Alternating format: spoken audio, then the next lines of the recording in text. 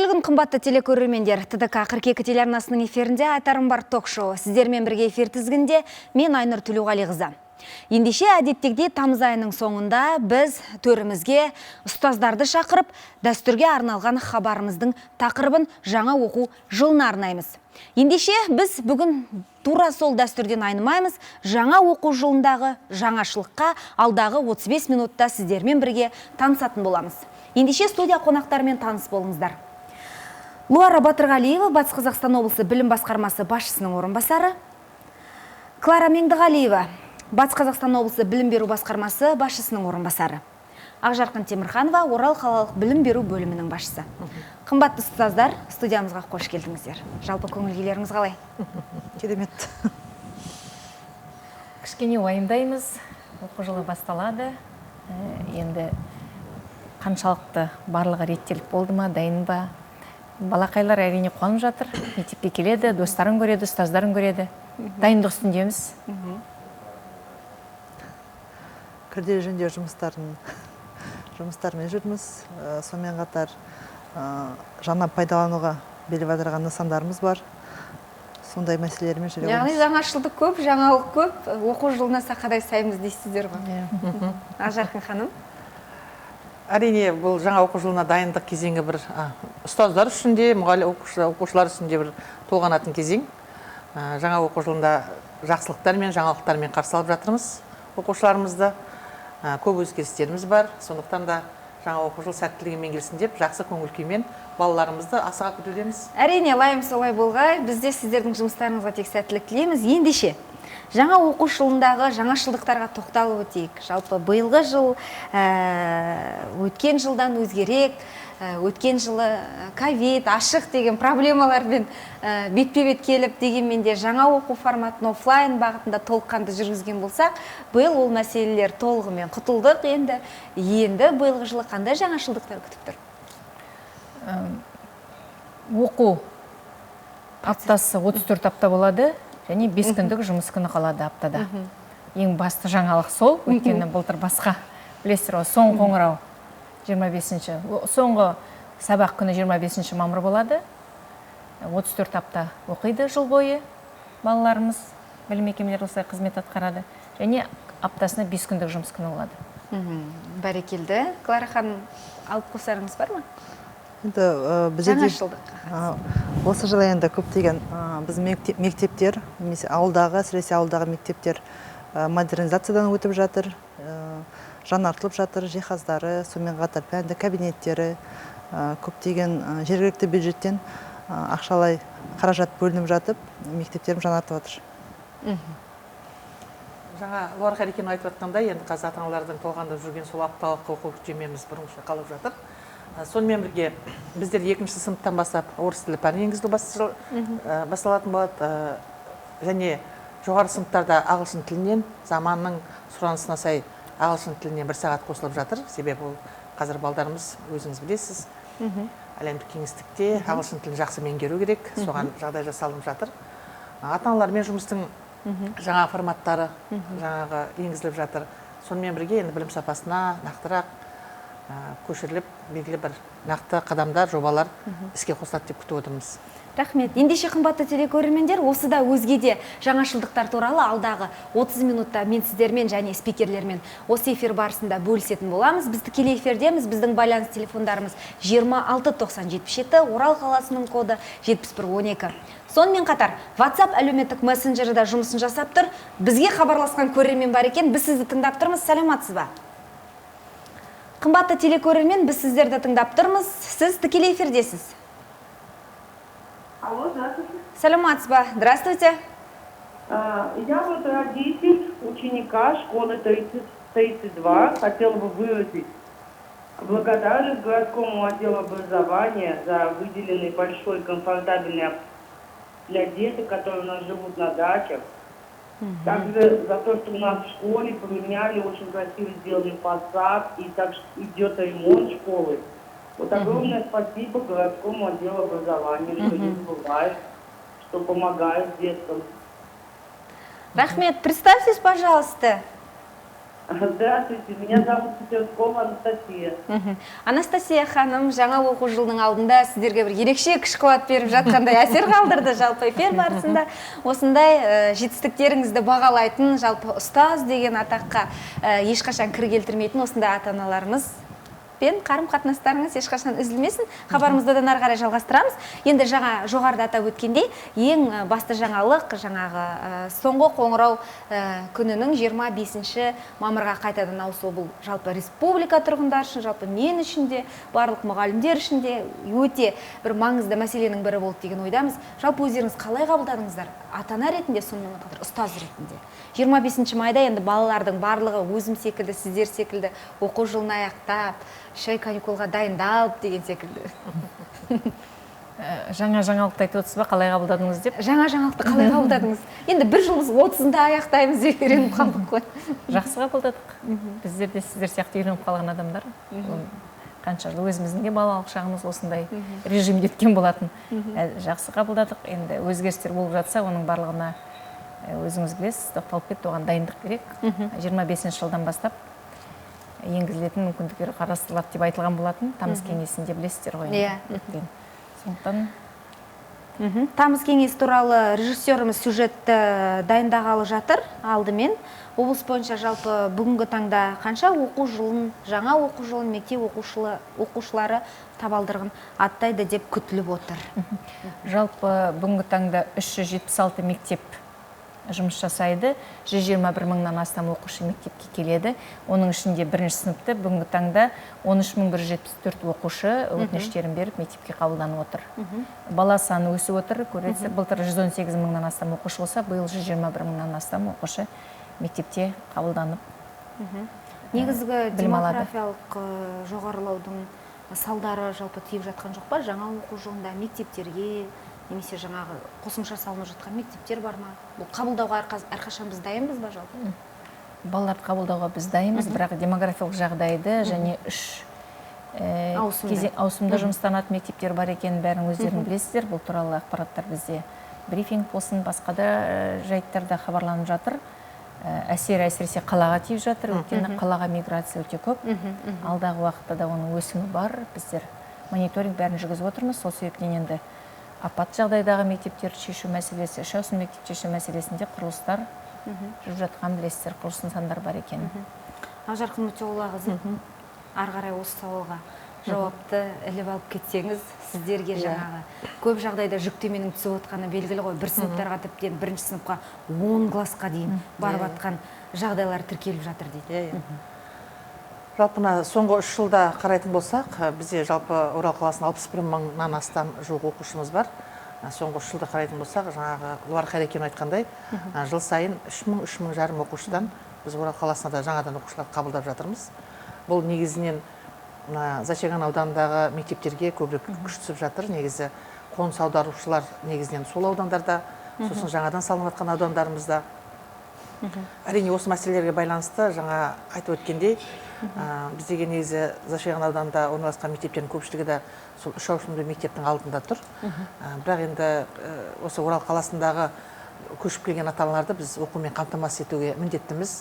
Сондықтан да кейбір сыныптарда жаңа өзіңіз айтқандай 10 сыныптан параллель болып жатса, кейбір сыныптың өзінде 30 оқушыдан отырған сыныптарымыз бар. Енді бұл да белгілі бір дәрежеде білім сапасына да әрине әсер етеді. Бірақ енді алдағы жылдары өздеріңізде біліп отқан боларсыздар, жайлы мектеп жобасы аясында осы Орал қаласының өзінде 8-9 мектеп салынайын деп отыр. Әртүрлі әлеуметтік бағдарламалар бойынша осы оқушылардың орын тапшылығын жою мәселесі қазір өзекті мәселе, және осы бағыттарда жақсы істер жолға қойыла бастады. Сондықтан енді алдағы уақытта осы мәселелер проблема шешіледі деп ойлаймыз. Үш ауысымды мектепке тоқталып өтейікші, жүктеме әсіресе қай мектептерге түсіп отыр? Эстетикалық бағыттағы гимназия 38-ші мектепке, 49-ші мектепке, негізінен жаңа айтып өттім, сол аудандардағы мектептерімізге деп. 30-ші мектепке, бұл жерден үш ауысым дегенде бізде толық шаусым емес, бұл жерде мектеп алды даярлық топтарын, мектеп алды даярлық топтарын ортадағы үзіліс уақытына сыйыстыруға тырысып жатырмыз. Сондықтан жаңағы сағат жүктемелерін кестесі қойған уақытта, әрине кешкі уақытта шығатын сыныптарымыз кешегі шығатын жағдайлар болады. Осы зашаған аудандағы мектептеріміз негізінен. Сосын жаңа аудандардағы мектептер. Жақсы түсінікті. Қымбатты телекөрермендер, біз тікелей эфирдеміз. Біздің байланыс телефондарымыз 26 90 77. Сонымен қатар WhatsApp әлеуметтік мессенджеріне жазбаша сауалдар келіп жатыр екен. Өкінішке орай әлеуметтік желі қоңырауларды қабылдай алмайды. Сондықтан 26 90 77 байланыс телефонына хабарласуға болатынын естеріңізге сала кетеміз. Мектеп алды даярлық тобы деп атап өттік. Нақтырақ тоқталып өтсек. Облыс бойынша, қала бойынша Облыс бойынша бүгінгі таңда 9 мыңнан астам мектеп алды даярлық тобына тәрбиеленуші қабылданып отыр. Оның ішінде 6 мыңға жуығы Орал қаласы бойынша. Енді мектеп алды даярлық топтары бұл мектептердің жанында. Күнтізбелік жылы 5 жасқа толған балалар мектеп алды топ даярлығында біліммен тәрбие алады. Жақсы түсінікті. Ал мектепке жол актісі қазір ұйымдастырылып жатқанын білеміз. Жалпы оқушыларымыз қаншалықты жаңа оқу жылына дайын. Сонымен қатар биылғы акция аясында ақшалай, қаржылай көмектің болатынында бір жаңашылдықтың бірі секілді. Осыған нақты тоқталып өтсек, кімдер бұл мүмкіндікке ие бола алады жалпы? Кімдер ие бола алмайды деген сауалдар. Мектепке жол акциясы дәстүрлі өтеді жыл сайын. 1 тамыздан 30 қыркүйек аралығында биылғы жыл ұраны жақсылық жаса. Акция осылай уақытымен, мерзіммен хабарланғанмен көмек беру жыл бойы жүргізіле береді. 5 категориядағы отбасыларының балаларына 64-ші қаулыға сәйкес үкіметтің қаржылай көмек беріледі. Бұл жаппай білім беру қоры есебінен. Бүгінгі таңда бізде 8 мыңнан астам 8607 оқушылардың ата-аналарының есеп шоттарына 40.567 теңгеден әр балаға қаражат аударылып отыр. 328-де 7 миллион теңге кетті жалпылай есептесек. Бірақ бүгінгі таңда жергілікті қаражат бөлініп отыр. Бұл 5 категорияны алатын болсақ, ата-аналар міндетті түрде мектепке өтініштерін береді. Сол өтініш негізінде білім беру мекемелері ата-аналардың есеп шоттарына қаражат аударады. Бұл қаражат жаңағы мектепке дайындау, яғни мектеп формасы, спорттық киімдер, кеңсе тауарлары деген сияқты. Енді акцияның жариялануы бұл тек жаңағы 64-ші қаулыға сәйкес есеп шоттарын аудару мақсатында емес, ол жұмыс акция аясында жүре береді. Акция аясында біз демеушілерді, өндіріс орындарын, жалпы жеке азаматтарды қажеттілігі, көмекті қажет ететін отбасылардың балаларына көмектесу мақсатында жасаймыз. Сол ұранмен барлығына жаңағыдай хабарламалар беріп, түсінік жұмыстарын жүргізіп, тізімдерін беріп деген сияқты жұмыстар жүргізілуде. Яғни бірде-бір бала мектепке дайындықсыз болмайды дейсіз барлығы да. Әрине. Қымбатты телекөрермендер, біз тікелей эфирде хабарымызды одан ары қарай жалғастырамыз. Біздің байланыс телефондарымыз 26 90 77.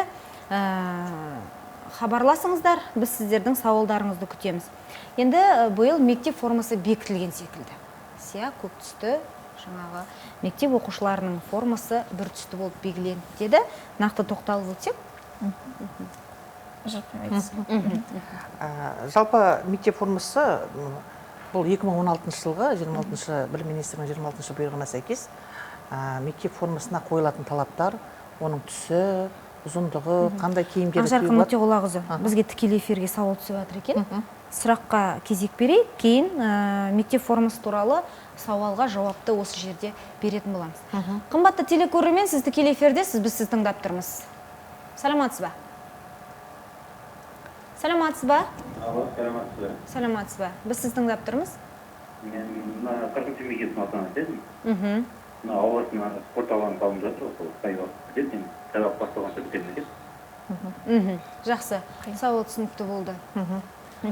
40-шы мектептің ауласына жалпы оның ауласындағы бұрынғы құрал жабдықтар ескірген, жалпы балдардың бос уақытын өткізуге тиімсіз болғандықтан қаржы бөлініп, оларға қазір жаңа спорт алаңы салып жатырмыз.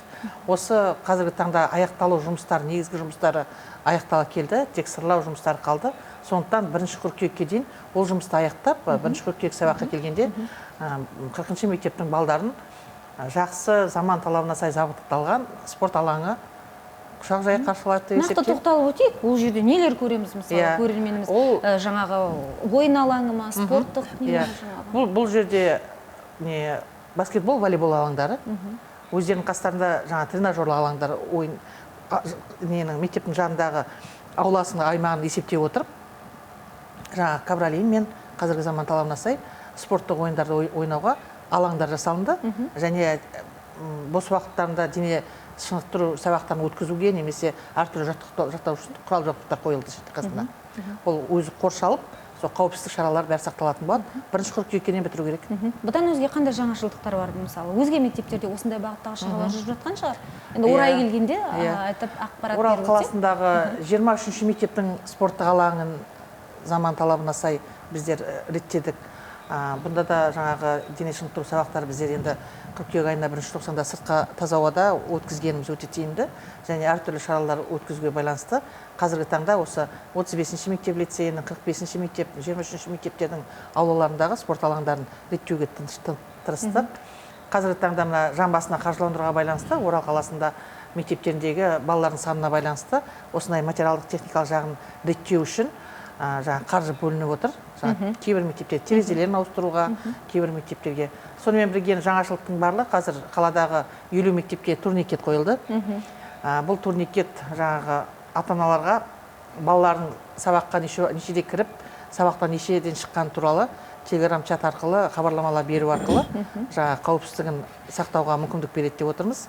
Барлық жаңағы бұл мәліметтерді ата-аналардың жаңағы телефондарына барып отырады, жаңа хабарландыру. Барлық қауіпсіздік шаралары бойынша орталықтандырған жүйеге қосылып жатырмыз. Жаңағы өрт сөндіру қаупі сақтау үшін талаптар бойынша. Және балабақшаларға біз жаңағы видео байланыспен есікті ашуға мүмкіндік болатын домофондарды қойдыру жұмыстарын бастап жатырмыз. Оның өзі балдарды қабылдағаннан кейін жаңағы балабақшаның ауласын жауып қойып, жаңағы домофоннан қажет адамдар тек сол кіруге. Яғни балдардың қауіпсіздігін сақтау бойынша осы жұмыстар осы қыркүйек айына дейін ұйымдастырылып жатыр, жүргізіліп. Осы бағыттағы жұмыстар аудандық мектептерде бар ма, жалпы оқушылардың қауіпсіздігі, немесе алдағы уақытта қолға алынған турникет секілді, домофон секілді? Осы жылы, 23-ші жылы барлық біздің 117-ші бұйрыққа сәйкес 3 топ бар. Сол 3 топқа кіретін білім беру нысандарына осы жылы қаражат бөлініп, барлығында сол 117-ші бұйрыққа сәйкес турникеттер орнатылды. Сонымен қатар радиорубкалар, барлық аналогтық видеокамералар цифровой видеокамераларға ауыстырылып, соға қосылды. Соған барлық жұмыстар бізде енді қазіргі таңда 100% барлық мекемелер қосылды. Жақсы, хабарымызды одан әрі жалғастырамыз. Жаңа тікелей эфирде өзім қойған мектеп формасына қатысты сауал WhatsApp әлеуметтік мессенджер арқылы түсіп жатыр екен. Ата-анадан түскен Альбина Мұратовна деген. Одан бұрын тікелей эфирға байланысқа шыққан телекөрермен бар екен. Біз сізді тыңдап тұрмыз, қымбатты телекөрермен, сіз тікелей эфирдесіз, сауалға кезек берсек. Саламатсыз ба? Алло, саламатсыз ба? Біз сізді тыңдап тұрмыз. Мен де 34-ші мектептен атанып едім, тілек тілейін деген. Рахмет, мархабат. Сіз эфирдесіз. Балаларымызды жалғызуы Балаларымыз жазғы уақытта Астана қаласына барып келді, Атамекенге лагерінде демалды. Сол үшін рахмет айтайын деп едік, ұстаздарға еңбегі зор, сәттілік тілейміз. Өзіңізді таныстырып өтсеңіз. Өзіңізді таныстырып өтсеңіз. 34-ші мектепте атанамын. Жақсы, рахмет. 34-ші мектеп ұжымы ата-аналар тарапынан ұстаздарға алғыс білдіріп жатыр. Әрине керемет. Сау болыңыз. Эфир барысында тағы сауалдарыңыз болса, мархабат, біз сізді тыңдауға дайынбыз. Кеш жарық мектеп формасы түсі жөнінде анығырақ айтсаңыз дейді. Мен балдарымды қара түсті киім алдым, енді мектеп әкімшілігі қою көк кию керек деп жатыр дейді. Қаншалықты заңға сай келеді немесе мүмкіндік беріле ме деп сауал қойыпты Альбина Мұратовна есімді біздің телекөрермен WhatsApp әлеуметтік мессенджер арқылы. Жалпы енді бұл жерде киім формалары классикалық түрде дейді. Сондықтан да мектеп әкімшілігі тарапынан жаңағы қара түсті, қою көк түсті киім киетін болса, соған шектеу қойылмау керек. Ата-ана егер де сол мектептің өзінің бекітілген, мысалы, қою көк түсті өздері ішкі тәртіп ережесімен бекіткен болатын болса, қазіргі таңда ата-ананың алып үйлесіп тұрған киімі болатын болса, соны кигізіп, яғни содан кейін жаңа киім алуға қажеттілік болғанда ғана мектептің формасына, мысалы, жаңадан алсаңыз, мектептің сәйкес осы формасын алыңыз деген айту керек. Егер де ата-ана алып қойған болса, ол мектепке сол киім формасымен баруға қақысы бар, және мектеп әкімшілігі бұған шектеу қоя алмайды. Яғни Альбина ханымның ешқандай уайымдауға негіз жоқ. Яғни келесі жылға дейін немесе келесі киімге дейін көк түсті алуға дейін қара киімді киюге мүмкіндігі бар екен ғой. Телекөрермендер, тағы да байланысқа шыққан телекөрермен бар екен. Саламатсыз ба, қымбатты телекөрермен, біз сізді тыңдап тұрмыз. Саламатсыз ба, кеш жарық. Мен балам мен келінім бар, 3 немересі бар, Датчада тұрамыз. Жаңағы көмек ақша берілді ғой, соны беріп еді, ілкіде артынан қысқартып, келінім берді да жұмыс жасайды, берінің қарауында больницада сайттар болды. Балам разный жұмыста бірде береді, бірде бермейді ақшаны. Мына 3 баласы бар, нәлі бойда біреу 2 оқиды, біреу 9 оқиды. Бұларға неге 40 мың теңге берілмейді? Неге көмек берілмейді бұларға? Аты жөніңіз кім сіздің? Мен соның әжесімін. Жаңағы отбасының аты жөнін айтып жібересіз бе? Аты жөнін отбасыңыздың, түртіп алайық. Отбасымның аты жөні, қайсының аты керек сізге? Әкесі мен анасының? Мама, әкесінің аты Қуаныш, мамасының аты Сағынғалиева Гүлдәрі. Қуаныш Сағынғалиев. 3 баласы бар. Қай мектепте? Қай мектепте? 2 оқиды, 9 оқиды. Қай мектепте? Қай мектепте? Келінім бердің атағында жұмыс жасайды, 2 жылдан бері қарай. Қай мектепте? Қай мектепте? Айтып жібересіз ба? 22-ші мектепте оқиды. 22-ші мектеп Қуаныш Сағынғалиев та, қателеспесем? Жоқ, Қуаныш күйеуінің аты Сағынғалиева Гүлдәрі. Гүлдара Сағынғалиева, аха. Қуаныштың фамилиясы кім? Қамзин. Хамзин. Жақсы түсінікті. Рахмет. Жақсы, рахмет. Құрметті ата-ана, сұрағыңыз қазір көп ата-аналарда осындай сұрақтар толғандырып жатыр. Енді жалпыға білім беру қорынан көмек болу үшін әрине сіз жаңағы Лаура Хайрекен айтқандай 5 санатқа жатуыңыз керексіз. Жаңа әңгімеңізге қарағанда айыспа алмайды дейсіз. Демек сіз ол санатқа жатпайтын болып тұрсыз. Бірақ бұл жерде мектеп әкімшілігі тарапынан сіздің жағдайыңызды зерделеп, тізімге іліктіру мүмкіндігі бар. Сондықтан да 31 тамыз күні ата-анасы келіп, мектепке келіп, арызы жазып, өзінің жағдайын түсіндіріп, сонда мектептің жанында құрылған комиссия арқылы осы мәселені шешуге сіздерге қолдау көрсететін болады. Сондықтан мектеп әкімшілігіне барып, арыз жазуыңызды сұраймыз. Жақсы, рахмет. Біздің көрерменіміз толыққанды сауалына жауап алды деген үміттеміз. Мектеп автобустарына тоқталып өтейікші, жалпы облыс бойынша, қала бойынша биылғы жылы. 2022 жылы қаржылық лизинг арқылы, қызмет арқылы республикалық бюджеттен біздің облысымызға 54 автобус берілді. Оның 49-ы 20 орындық, қалған 5-і 40 орындық автобустар. Олардың барлығы бала тасымалдауына арналған автобустар. Сонымен қатар қазірде... Клара ханым, бізбен байланысқа шыққан телекөрермен бар екен. Автобусты кейінірек тоқталатын боламыз. Сіз тікелей эфирдесіз, қымбатты телекөрермен, біз сіздің тыңдап тұрмыз. Саламатсыз ба? Алло, сәлеметсіз бе? Сәлеметсіз бе? Сұрақ қойсаңыз болады, біз сізді тыңдап тұрмыз, мархабат. Оқушылардың өткен жылы берілген планшеттерін қалай пайдаланып жатыр, сол туралы толығырақ айтып кетсеңіз. Жақсы, рахмет. Өткен жылы берілген, осыған дейінгі берілген планшеттеріміз бар еді ғой. Мүмкін жаңа ковид кезіндегіні айтып тұр ма екен? Енді жалпы планшеттер бұл мектептің балансына алынған негізгі қордың заттары, материалдық құндылық болып есептенеді. Сондықтан бұл мектепте сақталынады. Және мектептегі белгілі бар санаттағы үйден оқитын оқушылар болатын болса, осы үйден оқитын оқушыларды осы планшеттармен біз ноутбуктармен қамтамасыз етіп отырмыз. Қалған жаңағы құрал жабдықтар барлығы да оқу үрдісінде, сабақ кезінде оқушыларға пайдаланатын болады. Клара ханым, жалғастырайық. Сол облысымызда 22 жылдан бастап 54 автобус келді. Бұл қаражат республикалық бюджеттен бөлінді, қаржылық лизинг арқылы. Соның 54 автобустың 5-еуі 40 орындық. Бұлар қала мектептеріне берілді балалар тасымалдауға. Қалғандары аудандарға беріліп, сол қазіргі кезде өзіңіз көріп отырғандай қала бойымен сары автобустар қазіргі заман талабына сай барлығы қамтамасыз етілді. Қала бойынша осы бағытта жұмыстар тоқталып өтсек.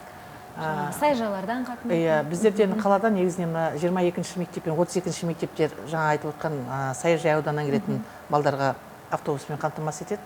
Содан кейін қаланың сыртындағы Деркул, Селекцион аудандарындағы мектептер тасымалданады. Сосын Зачаганск ауданында бұл 30-ші мектебіміз Балауса ауданының микрорайонының балдарын тасымалдайды.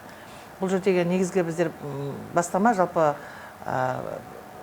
тасымалдауды мердігерлер есебінен жүргізуді біз қолға алып отырмыз. Себебі мектепте автобус тұрғанмен оның жаңағы бұзылып қалған жағдайда жөндеу жұмыстарын көп уақыт өтеді. Сондықтан да біз жаңағы сатып алу арқылы мердігерлер белгілі бір оқушылардың санына сәйкес қаражат бөлініп, сол арқылы өздері мердігерлер тасымалдау жүргізеді. Оның енді автобустарына қойылатын техникалық сипаттамасында талаптар бар. Сол арқылы жүргізіп отыр. Жаңа енді Клара Жаден айтқандай, біздер биыл сол өзіміз мектептерде өткізетін тасымалдауды жүзеге асыратын мектептерімізге жаңа автобустар алынды. Бұл да қыркүйек айында сол 32-ші, 30-ші мектеп, 38-ші мектеп оқушыларын тасымалдау үшін пайдаланатын болады. Хабарымызды одан әрі қарай жалғастырамыз. Қымбатты телекөрермендер, біз тікелей эфирдеміз. Біздің бүгінгі тақырыбымыз жаңа оқу жылындағы жаңашылдыққа арналып отыр. Өздеріңіз көріп отқандай, біздің облыстың ұстаздары сіздермен бірге. Енді хабарымыздың барысында бұл сұрақты қоймасқа амал жоқ. 31-ші мектеп, 8-ші мектеп, апатты мектеп мәселелері қалай шешіліп жатыр? Біздің жаңа жыл бойы 8-ші мектептің ата-аналары редакциямызға, арнамызға хабарласып, 31-ші мектептің ата-аналары өз шағымдарын білдіреді. Тағы да оқу жылының алдында осы ата-аналарға, осы мектептің ата-аналарына бір қандай да бір ақпарат беріп жіберсеңіздер. Рахмет. 8-ші мектеп бойынша 21-ші жылы біздерде конкурстық рәсімдер өтіп, мердігер анықталып, күрделі жөндеу жұмыстары басталатын болған. 22-ші жылда бұл күрделі жөндеу 2 жылға созылатын болған. Қазіргі таңда енді мердігердің жұмыстары баяу болғандықтан мектеппен шағым түсті сот органдарына. Сот органдарының шешіміне сәйкес қазіргі таңда келісімшарт бұл мердігермен бұзылды. Және бұл объектіде жұмыстар 6 айдан көп тоқтатылып тұрғасын. Біздер заң бойынша техникалық қорытынды қайтадан алу керекпіз. Сол бойынша мектеппен конкурста жарияланды. Қазір енді техникалық қорытынды жасайтын поставщик анықталды. Қазірде техникалық қорытындыны алғаннан кейін бұл мектептің тағдыры шешілетін болады. Бұл жерде техникалық қорытынды бізге оны күрделі жөндеуге барады деп жазылатын болса, онда біздер күрделі жөндеу жұмыстарын аяқтаймыз. Бұл мектеп бойынша қаражат толығымен бөлініп тұр. Бұл комиссияның жұмысы қашан қорытындылады? Қандай да бір результат дейміз ғой, қашан шығады? Ол 42 айында шығады. Бұл результат 42 айында шығады. 31-ші мектепке қатысты. 31-ші мектеп біздерде аварийный мектеп болған еді. Бұл бойынша енді мектеп толығымен ликвидирован. 31-ші мектеп бойынша қазіргі таңда бұл жер мәселесі, жерге тоқталғанда бұл мектеп құрылысы басталды, бірақ жеке кәсіпкердің қаржылық өзінің мәселелеріне байланысты бұл жерде мектептің құрылысы тоқтап қалып, қазіргі таңда бұл жер облыс әкімінің шешімімен бұл жер кері мемлекетке қайтарылды. Қазіргі таңда құрылыс басқармасымен республикалық бюджеттен осы мектепті салу бойынша, 400 орындық мектеп салу бойынша бюджеттік өтінім жолданды. Қазірде енді күтудеміз, оның шешімін табамыз деп. Біздің енді хабарымыздың барысында сюжет дайындалған еді. Онымен сұрағымызға толыққанды ақпарат алу үшін сюжетті бермеуге шешім қабылдап отырмын. Егер әрине сіздер қарсы болмасаңыздар, жазғы мектептер жұмысын қорытындыламай қояйық, енді ол белгілі болды. Ал мұғалімдердің жазғы демалысын ұйымдастыру қалай шешілді? Жалпы өздеріңіз демалдыңыздар ма?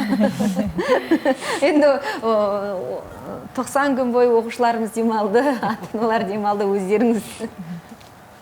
Мұғалімдер енді еңбек кодексіне сәйкес еңбек демалыстарында демалды. Енді қалай ұйымдастырылды, ол енді әркімнің өзінің отбасына, жеке өзінің ұйымдастыруына, жоспарына қарай ұйымдастырылды. Еңбек демалысынан кейін жұмыстарына өздерінің белгілі бір уақытынан кейін бұйрықтарына сәйкес шықты. Мұғалімдердің демалысын ұйымдастыру деген мәселені сіз қойып отқан сияқтысыз бірінші. Қалай ұйымдастырылды? Қалай ұйымдастырылды? Немесе қалай ұйымдастырылды? Жаңағы қалай шипажайларға жолдама ма, тағы қалай жаңағы? Бір жаңағы мұғалімге бір 90 күнде бір келесі оқу жылына ерекше бір ұмтылыспен шығатындай бір мемлекет тарапынан қандай жұмыстар атқарылып жатыр, немесе ұсыныстарыңыз бар ма? Өздеріңіз де ұстазсыздар ғой, енді қандай да бір мүмкіндікті пайдалану керек шығар сіздерге де. Енді ешкім терминатор емес қой бүгінгі таңда. Жалпы енді басқа мамандықтарға қарағанда біздер енді жазда демалыс кезеңінде ұстаздар қауымын демалтып алуға тырысамыз. Енді басқа ұйымдарда кезекпен кезек демалатын болса, біздер енді барлығы да қазіргі таңда педагог мәртебесі енгізілуіне байланысты мұғалімдерді жаңағы әртүрлі өзіне тыс жұмыстарға пайдалануға болмайды, немесе олар басқа жұмыспен айналыспайды. Сондықтан кезекті мемлекеттік емтихандарын бітіргеннен кейін барлығы да 56 күнге жаңағы кезекті демалыс ақшаларын және де оларға енді қаржылай сауықтыру көлемінде қаржы бөлінеді. Сол бойынша 56 күн бойы жанұясымен бірге демалады. Әрине кәсіподақ ұйымы тарапынан әрбір ұжымдағы мұғалімдердің санына байланысты осы 3-4 орталықтардағы біздің Ақжайық, шипажайына, Манкентке, Сарыағашқа көптеген жолдамалар беріледі. Ол енді әрбір мектептегі мұғалімдердің санына байланысты. Сол арқылы жазғы демалыстар себебі қала мектептері. Қала мектептері. Қала мектептеріне жас кәсіби мамандар, жас мамандарды тарту, маман тапшылығын шешу мәселесі бойынша, сонымен қатар жаңа облысқа жас мамандарды тарту мәселесі бойынша тоқталып өтейік. Сонымен қатар жетіспейтін мамандықтар бойынша жаңағы әкімдік гранттары қалай бөлінді биыл, осы мәселені шешу бойынша қандай жұмыстар атқарылып жатыр? Бүгінгі таңда облыста 15 мыңнан астам педагог жұмыс атқарады. Бізде бүгінгі таңда жетіспей отырған 94 педагогке қажеттілік бар, ол облыс бойынша. Оның мәселесін шешу оқу жүктемелерін ұлғайту арқылы және жас мамандарды қабылдау арқылы. Бүгінгі таңда жас мамандарды қабылдау жұмыстары әлі жүріп жатыр. Былтыр біз 181 жас маманды қабылдағанбыз былтыр оқу жылында. Енді облыс әкімінің гранты бөлінді. Негізі 22 педагог мамандыққа сұраныс берілді грант бойынша. Бүгінгі таңда 74 грант бойынша сертификаттар табысталды. Оның ішінде педагог мамандық бойынша 10 грант бөлініп отыр. Біздің өзіміздің Махамбет Өтемісов атындағы университетке медициналық гранттар бар, құрылыс бойынша гранттар бар. 74 грант бойынша сертификат алып отыр бүгінгі таңда. Жыл сайын грант бөлініп отыр.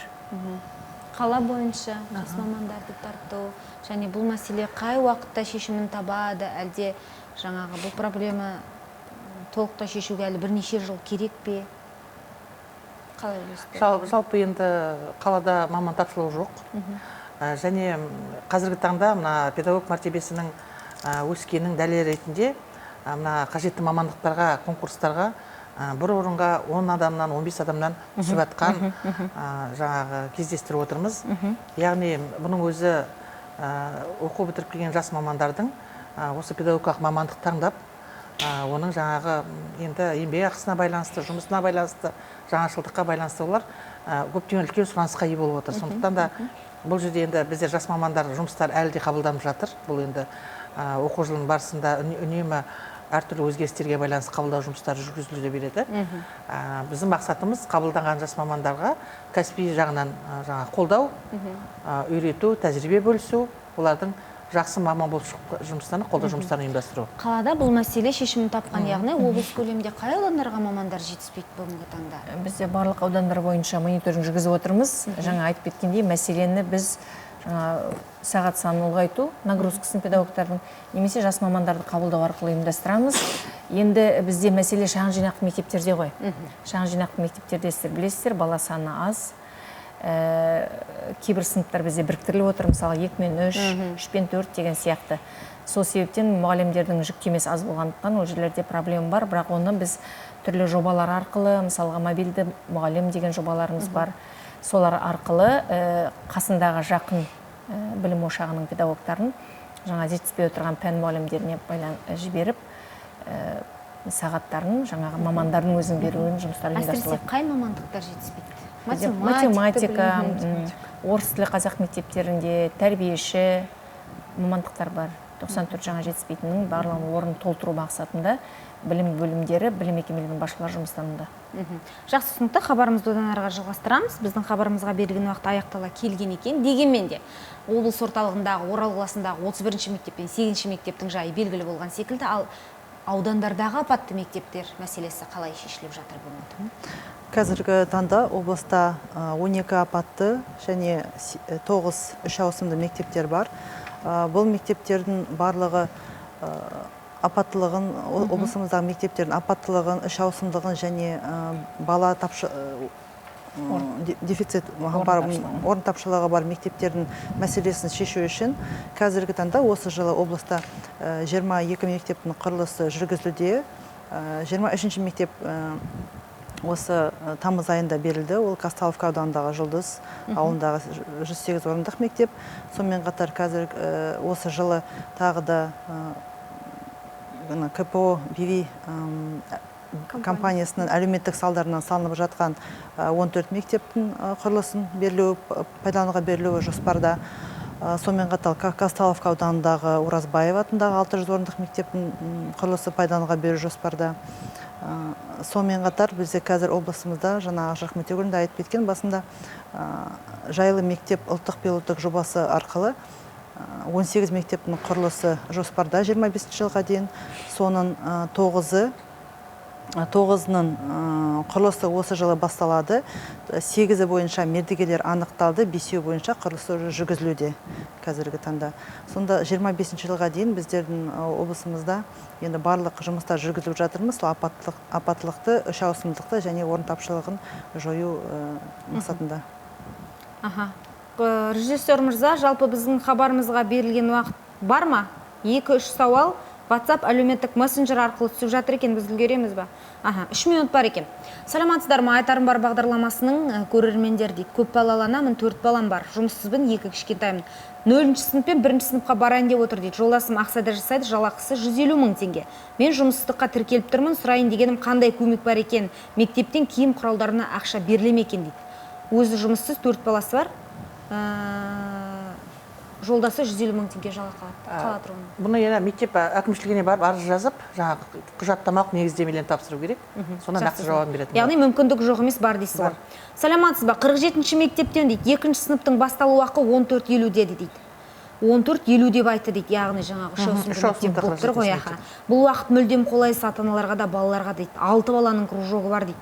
Мүлдем ыңғайсыз, осы мәселе қашан шешіледі екен дейді. 2-ші Д сынып ата-анасы Берғалиева Бибігүл. Бұл 47-ші мектеп бізде де үш ауысымды мектептердің бірі. Қазіргі таңда сол Деркөл ауданынан жаңадан мектеп салу, құрылысын салу жоспарланып жатыр. Осы 25 жылға дейін сол мектептер салынған жағдайда ол мектептердегі оқушылардың саны азайып, сабақ кестесін талапқа сай қоюға мүмкіндік туады. Ал қазіргі таңда сол ауданда тұратын оқушылардың бәрін қамтамасыз ету үшін үш ауысымда оқу үрдісі ұйымдастырылғандықтан сондай уақытша қиындықтар болады деп есептеймін. 2.50 мәселесі жалпы биылда қалады деп айтасыз ғой. Рахмет, қымбатты телекөрермендер, қымбатты спикерлер, ұстаздар, бүгін арнамызға келіп, оқу жылының алдындағы жаңашылдықтар мен жалпы жеткен жетістіктермен, десе де әлде жұмыс жасалатын тұстар бар екен, ашық көрермендерден жасырмай айттыңыздар. Жұмыстарыңызға тек сәттілік тілеймін. 1-ші қыркүйек күні жаңа оқу жылы күні сіздермен қайта жүздескенше. Рахмет. Қымбатты телекөрермендер, осымен біздің хабарымызға берілген уақыт аяқтала келді. Эфирде амандықпен жүздескенше.